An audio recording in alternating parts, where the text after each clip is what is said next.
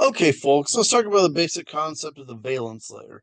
You guys already know that the electrons of an atom are arranged around the nucleus in layers that we tend to call electron shells. And you already know that they have a limited capacity. The first shell can hold a maximum of 2. It's full at 2, and then the second will be full at 8. The third will be full at 18. And you know that the outermost layer is called the valence layer. It's the one that is responsible for all of that atom's chemical properties. What we're going to do now is talk about why. And the answer is pretty simple. Every atom is trying to get their valence layer to full or 8. All the atoms want to get to full or 8. Now, as a quick reminder, this group on the right, the noble gases, these are full or 8. Full for the helium, and the others have 8 in the outer layer. And that makes them very stable. They don't want to react with anything. Now, group 7 here and group 1, they are highly reactive. If you want very badly to get to 8 and you're at 7, you'll mug another atom to steal that 1 electron you need to get there. If you have 1 in the outer layer, in the valence layer, what do? You get rid of that valence layer and you have a nice full underneath. And then, so why does lithium, sodium, potassium, or rubidium, why are they wanting to throw away that 1 electron, get rid of that 1 electron? Because they have nice full layers underneath. And everybody wants to be at either full or 8 for their valence layer. Okay, so we've got the concept. Let's talk about this periodic table.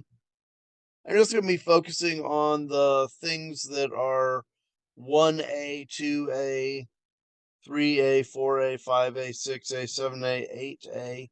What we're talking about there is the valence layer. I'm ignoring the B stuff because they're weird and you have electrons that can jump between layers, and we don't need that complication here. We're trying to go simple and easy, make it make sense. So 1A, we've got 1 electron in the outer layer. 2A, we got 2 electrons in the outer layer. 3A, we got 3 electrons in the outer layer. 4A, we got 4 electrons in the outer layer. So we have 4 valence electrons. But you knew that already because if you have 6 protons, which is what the periodic table was saying right here, atomic number 6. All right, if you got 6 protons, then you're going to have 6 electrons to match it. 6 positives balanced by 6 negatives. You can only fit 2 in this layer, this inner layer, so the valence layer holds 4. Now that's super important. I can't emphasize the amount of importance because that means that carbon is in group 4. All of these things, carbon, silicon, germanium, tin, lead, these are group 4 elements. They have 4 electrons in the outer layer. And like all atoms, they want to get to 8. That means that anything in this group will want to, if it can, share electrons from other atoms so it can get to 8 in the outer layer, at least some of the time. That means that carbon wants to make 4 covalent bonds. Covalent bonds, you share electrons, and carbon wants to share 4. Why? If it has 4 and it wants to get to 8, it has to borrow 4 more. So it makes 4 covalent bonds to get there.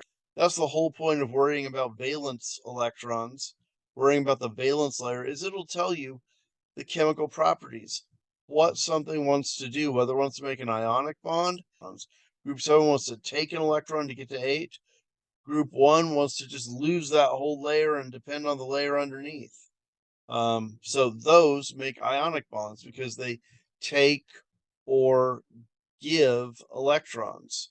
Here in the middle of the periodic table, covalent bonds. You share.